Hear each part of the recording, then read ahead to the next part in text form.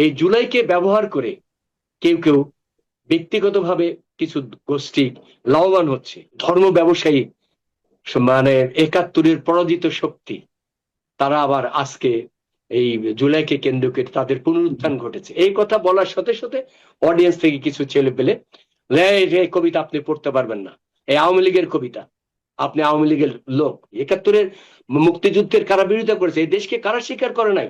কারা আমাদের মা বোনদেরকে ধর্ষণ করেছে? কারা অগ্নিসংযোগ করেছে? কারা আমাদেরকে খুন করেছে? তাদের গায়ে লেগেছে, তারাই এটা বন্ধ করেছে, তারা এটা বন্ধ করতে আসছে আর কি, তারাই বাধা দিয়েছে। আমি বলেছি যে আমি জীবন হাতের মুঠো নিয়ে চলি, আমি বলেছি যে আমি ওখানে লাশ হব, কিন্তু আমি এখান থেকে নামবো না, আমি কবিতা পড়বো।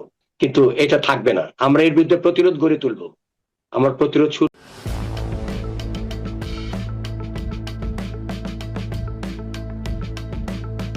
জানেন যে তিনি বারবার যে কোনো ভাবে নানান ভাবে বাধাগ্রস্ত হচ্ছেন। আমরা সে বিষয়ে কথা বলবো। কবি মোহন রায়হান, আপনাকে স্বাগত জানাচ্ছি আমাদের অনুষ্ঠানে। আহ আমরা দেখলাম যে আপনি বাংলা একাডেমির পদক পেলেন, সেই পদক নিয়ে একটা নানান ধরনের ঝামেলা হলো। পরবর্তীতে এসে আপনি বাংলা একাডেমি প্রাঙ্গণেই কবিতার অনুষ্ঠানে আপনি যে আবৃত্তিটি করছিলেন আপনার নিজের লেখা, সেখানে আপনার উপরে এক ধরনের বাধা সৃষ্টি হলো, আবৃত্তি বন্ধ করে দেওয়া হলো এবং আপনাকে অবাঞ্ছিত ঘোষণা করা হয়েছে বাংলা একাডেমিতে। কি কারণের? আপনাকে অনেক ধন্যবাদ।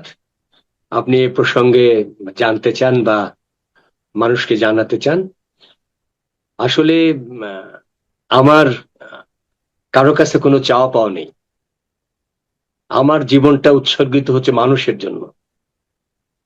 আমি স্কুলের ষষ্ঠ শ্রেণী পড়ার সময় আপনার প্রথম রাজপথে আসে, ৬ দফা আন্দোলনে অংশগ্রহণ করি।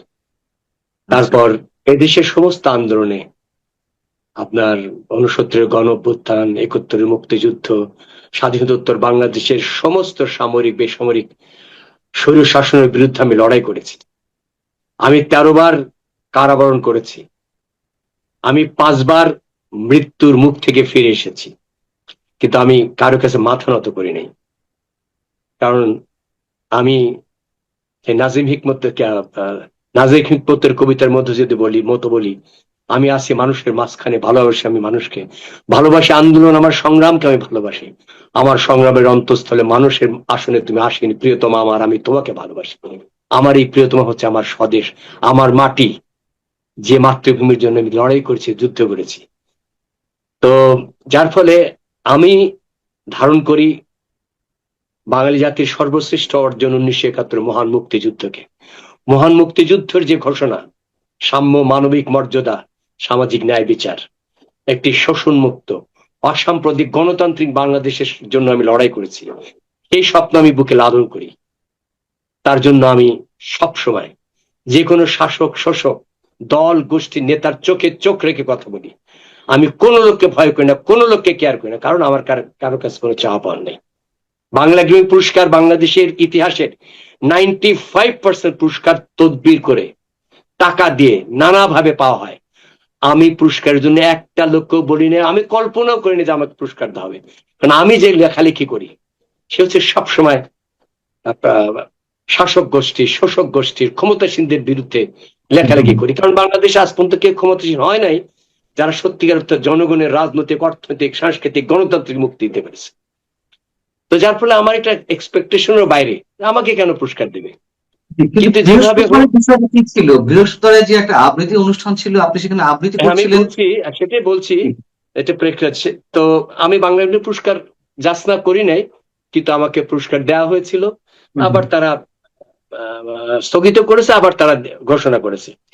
বাংলা একাডেমিতে জুলাইয়ের কবিতার জন্য সিলেক্টেড লোকজনকে ডেকেছে, আমাকেও ডেকেছে। আমি সেখানে কবিতা পড়তে গিয়েছি। আমি কবিতা শুরু করেছি, কবিতাটির নাম জুলাই এখন।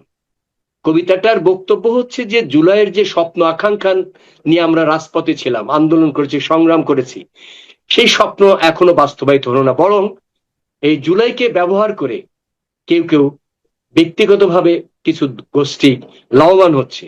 জুলাইয়ের যে চেতনা, জুলাইয়ের যে মূল স্পিরিট, সেখান থেকে এখন অনেকে দূরে। শহীদের যে স্বপ্ন সেটা পূরণ হয় না, আমাদের আকাঙ্ক্ষা পূরণ হয় নাই। সেই কথাটা আমি কবিতায় বলেছি। হ্যাঁ, হুম, হুম। যেরকম একটা জায়গায় আছে যে শহীদের স্বপ্ন লাল ফিতায় ঝুলে আছে, আহ, আহ, এরকম আর কি, যে ঝুলে আছে আর কি। তো কবিতার একটা জায়গায় এসে যে আমি বলেছি যে আহ ধর্ম ব্যবসায়ী, মানে ৭১-এর পরাজিত শক্তি, তারা আবার আজকে এই জুলাইকে কেন্দ্র করে তাদের পুনরুত্থান ঘটেছে। এই কথা বলার সাথে সাথে অডিয়েন্স থেকে কিছু ছেলে পেলে, এই কবিতা আপনি পড়তে পারবেন না, এই আওয়ামী লীগের কবিতা, আপনি আওয়ামী লীগের লোক, এই বলে তারা। আমি তখন বললাম যে নো, আমি আওয়ামী লীগের লোক না, আমি সারা জীবন আওয়ামী লীগের বিরুদ্ধে লড়াই সংগ্রাম করেছি। তারা এসে আমার কেড়ে নিল, কবিতা পড়তে দেবে না। আমি বললাম, আমি কবিতা পড়বো। আমি বললাম যে কবিতা আপনি শেষ করি, কারণ কবিতার শেষ লাইন ছিল যে জুলাই কখনো বৃথা যেতে পারে না। তারা কবিতা না শুনেই তারা চিৎকার চেঁচামেচি করেছে। আপনি হুমায়ুন আজাদের কবিতাটার কথা জানেন, যে গরিবরা খুব কুৎসিত হয়, গরিবরা এটা ওটা খারাপ সবকিছু। লাস্ট লাইনটা হচ্ছে যে গরিবরা যখন রুখে দাঁড়ায় তখন তাদের তাদের মতন সুন্দর আর কাউকে দেখায় না। আমার কবিতাটাও এই যে জুলাইয়ের যে আকাঙ্ক্ষা, সেই আকাঙ্ক্ষা নিয়ে যে বিভিন্ন সমস্যা হচ্ছে সেটাকে আলোচনা সমালোচনা করে আমি এসে শেষে বলছি যে না, জুলাইয়ের জন্য আমরা লড়াই সংগ্রাম করব, এবং জুলাইয়ের যে চেতনা সেটা আমরা ব্যর্থ হতে দেব না। তো এইটা ছিল কবিতার স্পিরিট। তো তারা আমাকে পড়তে দেবে না, কিন্তু আমি মঞ্চ থেকে যাই নাই। আমি বলেছি আমি কবিতা পড়বো। আমি মোহন রায়হান এদেশে ভেসে আসি নাই, আমি এই কবিতা পড়বো, কবিতা শুনতে হবে। এবং আমি বক্তৃতা করেছি, আমার কথা বলেছি, বলে আমি কবিতাটা পড়েছি, পড়ে শেষ করেছি। আমি তাদের এই আপনাকে চাপের মুখে আমি নিজে না, থামি নাই। আপনি থামেননি সেটা আমরা দেখেছি। আপনি প্রতিবাদ করছিলেন, আপনি বলছিলেন যে কবিতা শেষ হোক, কবিতা শেষ করতে দিন, আমরা হ্যাঁ, দেখেছি। কিন্তু আপনাকে অবাঞ্ছিত ঘোষণা করা হয়েছে সে বিষয়ে। হু ইজ হি আমাকে অবাঞ্ছিত ঘোষণা করার? আমি বাংলা একাডেমি লাইফ মেম্বার ৩০ বছর ধরে, আমি বাংলা একাডেমি পুরস্কার প্রাপ্ত। কোথাকার কে এসে বললো যে আপনি অবাঞ্ছিত? আমি অবাঞ্ছিত হব? এই দেশটা কারো বাবার নাকি? জুলাই কারো বাবার? জুলাই আমাদের সবার, ৭১ আমাদের সবার। আমি বলেছি যে আমি জীবন হাতের মুঠো নিয়ে চলি। আমি বলেছি যে আমি ওখানে লাশ হব, কিন্তু আমি এখান থেকে নামবো না, আমি কবিতা পড়বো। ও আমাকে কে বলার? আমি ওকে বলতে পারি যে তুই বাংলা একাডেমিতে বেরিয়ে যাও, কারণ সে বাংলা একাডেমির কোনো মেম্বার না, আমি বাংলা একাডেমির জীবন মেম্বার। আমাকে সে বলার কে? সে বললে আর আমি নেমে আসলাম, আমি অবাঞ্ছিত হলাম? যারা বাধা প্রদান করলো, যারা অবাঞ্ছিত ঘোষণা করলো, যারা আপনার কবিতা থামিয়ে দিল, তারা কারা আসলে? কোন গোষ্ঠীর, কোন গোত্রের, কোন দলের? আমি তাদেরকে চিনি না, কিন্তু আমার কবিতার যে স্পিরিট, আমি বলি ৭১-এর পরাজিত শক্তিরা, বললে তারা লাফিয়ে উঠলো। তো তাদের গায়ে লাগলো কেন? তাহলে তারা ৭১-এর পরাজিত শক্তি, ৭১-এর মুক্তিযুদ্ধের কারা বিরোধিতা করেছে, এই দেশকে কারা স্বীকার করে নাই, কারা আমাদের মা বোনদেরকে ধর্ষণ করেছে, কারা অগ্নিসংযোগ করেছে, কারা আমাদেরকে খুন করেছে, তাদের গায়ে লেগেছে, তারাই এটা বন্ধ করেছে, তারা এটা বন্ধ করতে আসছে আর কি, তারাই বাধা দিয়েছে। এবং শুধু আপনার ক্ষেত্রে তো এটি হচ্ছে না, যারাই মুক্তিযুদ্ধের কথা বলছেন, যারাই একাত্তরের কথা বলতে চাইছেন, তারাই প্রতিরোধের সম্মুখীন হচ্ছে, মবের সম্মুখীন হচ্ছেন। আপনিও এক ধরনের মবের শিকার হয়েছেন বলা যায়। হ্যাঁ।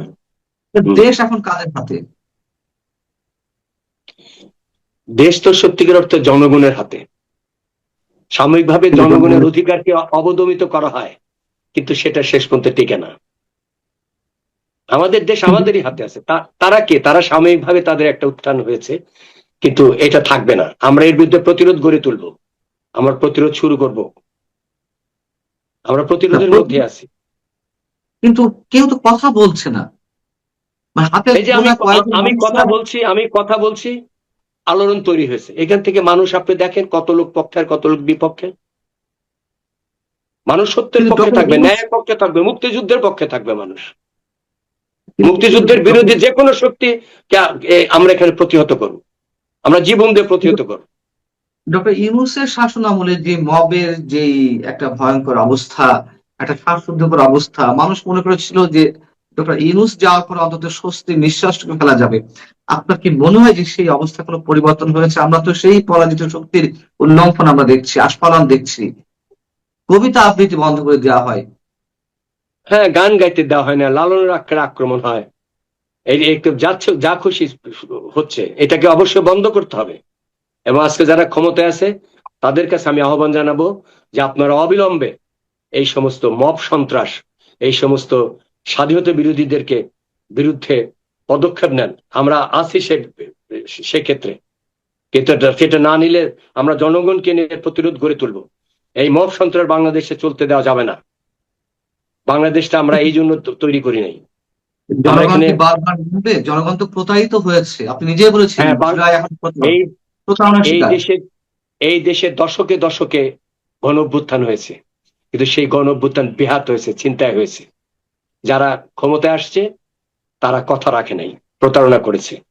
তা আমরা এইবার সরকার একটা আন্দোলনের মধ্যে আসছে, আমরা আমাদের তাদের কাছে প্রত্যাশা, তারা যদি প্রত্যাশা পূরণ না করে আমরা আবার তাদের বিরুদ্ধে কলম ধরবো, আবার তাদের বিরুদ্ধে রাস্তায় নামবো।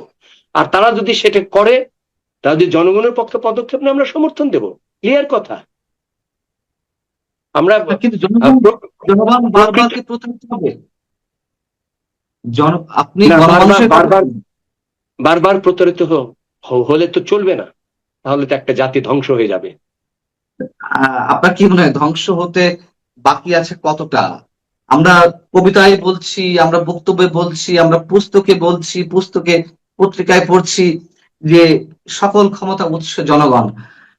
এগুলো শুনতে ভালো লাগে, কিন্তু আসলে এই মুহূর্তে যা চলছে বা চলে আরো কিছুদিন আগে থেকে যা শুরু হয়েছে, সেই জনগণকে জিম্মি করেছে। আপনার কি মনে হয় কোনো কোনো না কোনো গোষ্ঠী জিম্মি করে রেখেছে কিনা, এবং এর সাথে বিদেশি শক্তির যোগ সাজশ আছে কিনা? অফকোর্স, বাংলাদেশের তো যে অবস্থা, যে বাংলাদেশ তো আসলে পরাশক্তির ক্রিয়ানক হয়ে শাসক গোষ্ঠীরা বারবার এই দেশ পরিচালনা করেছে। তাই শাসক গোষ্ঠীর বা পরাশক্তির ক্রিয়ানক থেকে যদি বেরিয়ে আসতে না পারে, তাহলে দেশ আগাবে না, আগানো সম্ভব না। এবং জনগণ তো নেমেছিল অবশ্যই জুলাই আন্দোলনে। হুম। কিন্তু সেই জনগণ নেমেছিল বঙ্গবন্ধুর বাংলায় বৈষম্যের ঠাঁই নাই এই স্লোগান শুনে। জনগণ নেমেছিল মুক্তরে মন্দিরে সোপানো তলে কত প্রাণ হলো বলিদান। কিন্তু যখন 5 আগস্ট আওয়ামী লীগ সরকারের পতন হলো, তখন আমরা দেখলাম যারা এই আহ্বানটি জানাচ্ছিল সেই আহ্বান, সেই তাদের পেছনে একটা অন্য চেহারা, অন্য শক্তি, তারা সবকিছু দখল করে নিল। মুক্তিযুদ্ধের স্মৃতিচিহ্ন গুলো সব ধ্বংস করে দেওয়ার চেষ্টা করলো, ইতিহাস ম্লান করে দেওয়ার চেষ্টা করলো, ইতিহাস খণ্ডিত বিকৃত শুরু হলো। তাহলে জনগণ আর কাকে বিশ্বাস করবে? জনগণ তো এটা প্রত্যাশা করে নাই। জনগণকে এটা তো সত্যি কথা যে আমাদের জনগণ বারবার প্রতারিত হয়েছে, কিন্তু আবার তো জনগণকে দাঁড়াতে হয়েছে। না দাঁড়ালে তো উপায় নেই। মানুষকে তো আশায় বাঁচতে হবে, স্বপ্ন স্বপ্ন দেখতে হবে, স্বপ্ন নিয়ে আমাদের আগাতে হবে। আমরা যে স্বপ্ন নিয়ে আন্দোলন সংগ্রাম করেছি, বারবার প্রতারিত হয়েছি, করার কিছু নাই। জনগণকে বারবারই যদি প্রতারিত হতে হয়, তা বারবারই তাকে রুখে দাঁড়াতে হবে, এটার কোনো বিকল্প নেই। আর না হলে সবকিছু মেনে নিতে হবে, ধ্বংসকে মেনে নিতে হবে। কিন্তু সাধারণত মানুষ ধ্বংসকে মেনে নেয় না। মানুষের যখন দেয়ালে পিঠ থেকে যায়, মানুষ তখন সামনে আগানো ছাড়া কোনো উপায় থাকে না। এবং সত্যি কথা বলতে কি, যে আপনি যে বলছেন যে মুক্তিযুদ্ধকে রক্ষা করা, মুক্তিযুদ্ধের রক্ষা করার দায়িত্ব যারা মুক্তিযুদ্ধ করেছে, তাদেরও মুক্তিযুদ্ধকে রক্ষা করার প্রধান দায়িত্ব। কিন্তু আমরা যদি মুখে মুক্তিযুদ্ধের কথা বলি, কিন্তু মুক্তিযুদ্ধের যে সত্যিকারের স্পিরিট, মানুষের রাজনৈতিক, অর্থনৈতিক, সাংস্কৃতিক মুক্তি, মানুষের বাক ব্যক্তিত্ব, গণতান্ত্রিক স্বাধীনতা, সেটা যদি আমি না দেই, তাহলে তো মানুষ সেটা মানবে না। আপনি আপনি আমি কবিতায় সবই জানি, বুঝি। আপনি কি বলতে চাচ্ছেন, আমি কি বলতে চাচ্ছি, আপনি বুঝছেন, আমি বুঝছি। কিন্তু আমাদেরকে এর মধ্যেই বাঁচতে হবে, এর মধ্যে লড়াইটা জারি রাখতে হবে। বারবার যদি, জীবনটাই তো লড়াই। জীবন আপনি একটা সংসারেও প্রতি মুহূর্তে লড়াই করতে হয়, তো লড়াই করতে হবে, করার উপায় নেই।